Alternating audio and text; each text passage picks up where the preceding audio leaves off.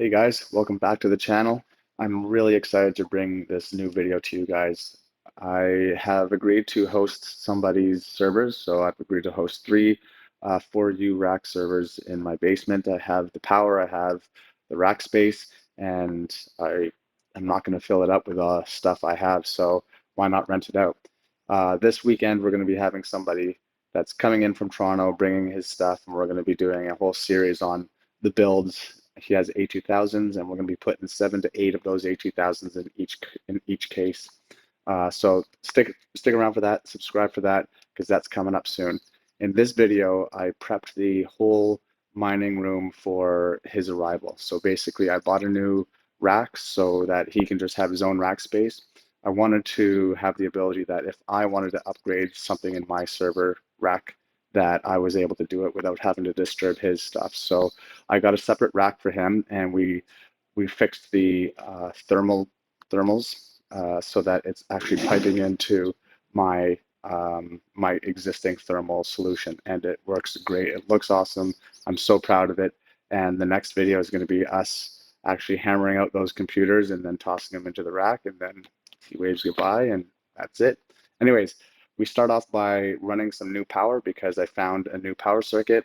And if you guys didn't watch my previous video, which I'll post up here, you should watch it because you can actually find a whole bunch of power circuits that are not of use in your house, or you can optimize exactly what's on that power circuit. So in this case, I had a new circuit that was just for the hood fan alone for my oven, and that hood fan only takes 200 watts. So we run a new power directly down into the rack, and we revamped the power setup, and it looks amazing. And anyways, stay for the whole thing. It's a little bit longer video because we did a lot of stuff.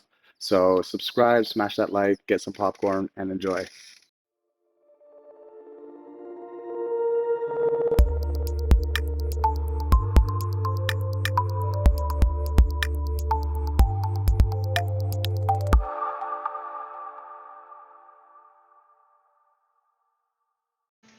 So unfortunately for me, I was trying a new audio setup. I'm really trying to get the audio much better, and all my audio on this was crap. So for the most of this video is going to be voiceovers. So anyways, here we start.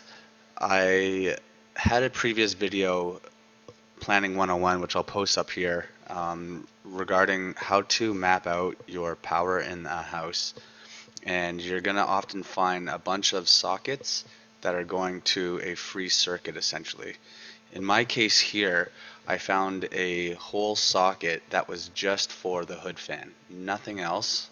And so I decided to bring that down into the server room. The server room luckily was literally right below the oven. So all I would have to do is basically take it, fish it down, and then like basically just bring it right down to the server room.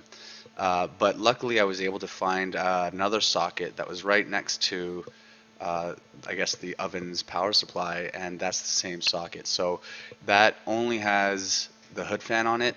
And so what we're going to do is we're just going to actually drill a hole and pipe in a brand new extension cable that goes directly into my server room, because the server room is right there. So all I'd have to do is drill a hole, run the cable up through it, and voila, I have another 1600 watts to play with for my server. So let's get started on drilling that hole. So luckily I was able to go out and buy one of those circular drill bits that cuts a nice hole, so I'm not like hacking and slashing at things.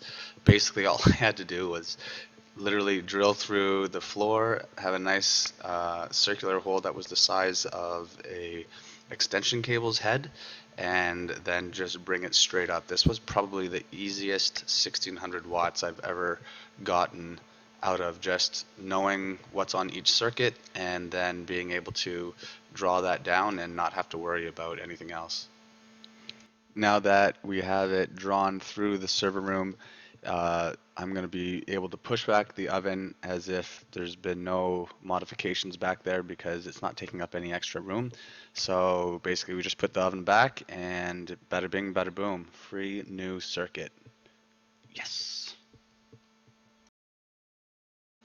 So here you can see exactly where it was drawn up to. It literally just went straight up, and that was the oven.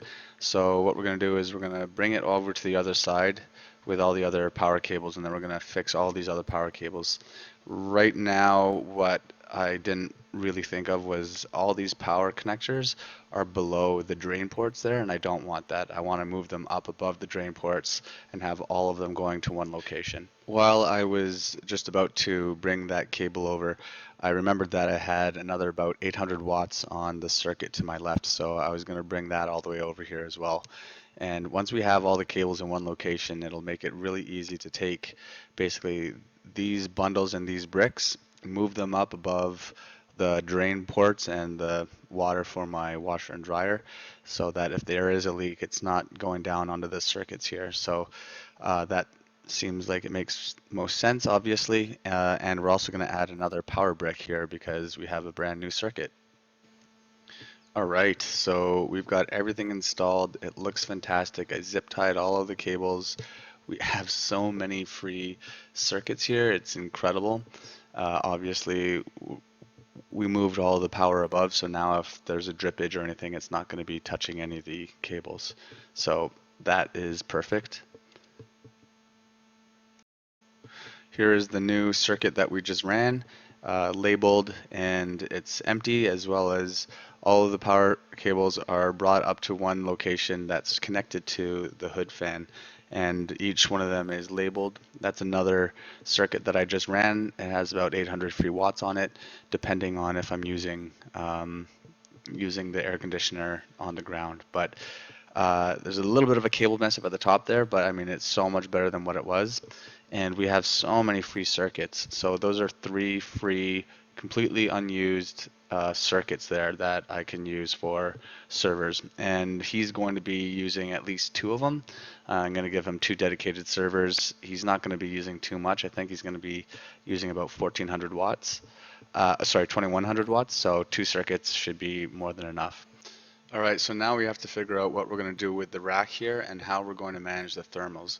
Basically, I just want to tie in the back of that rack that I got for him into my existing thermal solution, so essentially we won't have to change anything. The rack will just roll into that spot and we'll keep the thermals in there. All right, so I decided the way that we're going to keep the heat back there is basically just wall it off.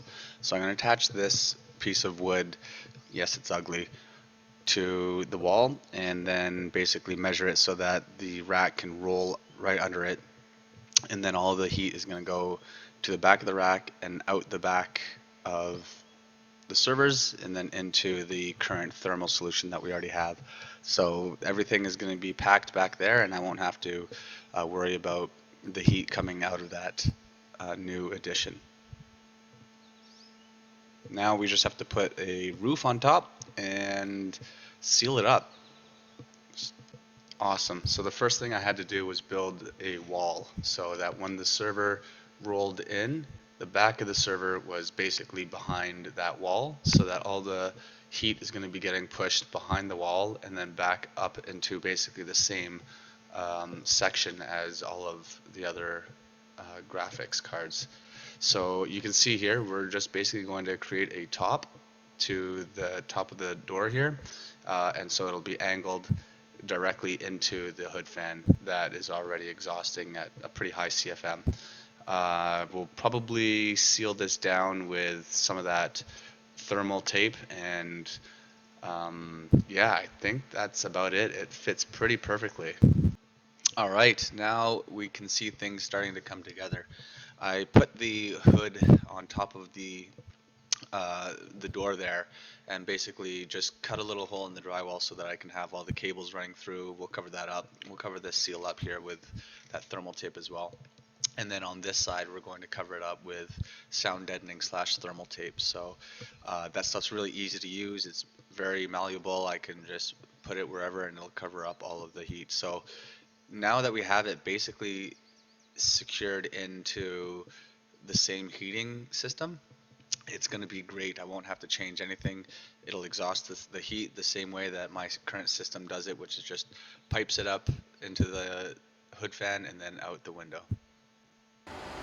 Well, here is the final prep. It's all set. The cage is in there perfectly. Right now there's a piece of styrofoam which won't be there once we get his cages in. Once we get his cases in, he's gonna have 3 cases that'll fill that up to the max. At which point all the heat will go up. We have all the power and cabling coming through there. Out back, what you've seen, everything is sealed off here. The roof is at an angle so that it leads into the hood fan. It's basically the same angle as the hood fan. So his heat is just gonna get sucked in along with the same heat as the back of my server here, which is just getting sucked in there. So I'm really happy. We cleaned up a lot. I cleaned up this section here, which was bunched up, and now it's a lot more streamlined with a hard tube all the way out. So now there's no more of this stuff moving and flailing around once I turn it up to high. And so yeah, the next thing we're gonna do is we're gonna start building those servers, which is really exciting. I'm gonna add 3 servers there with A2000s, and it'll be just plug and play. We've got all the power and everything already routed, and all the thermals are gonna be perfect. So yeah, stay tuned for that video for sure. Thanks guys.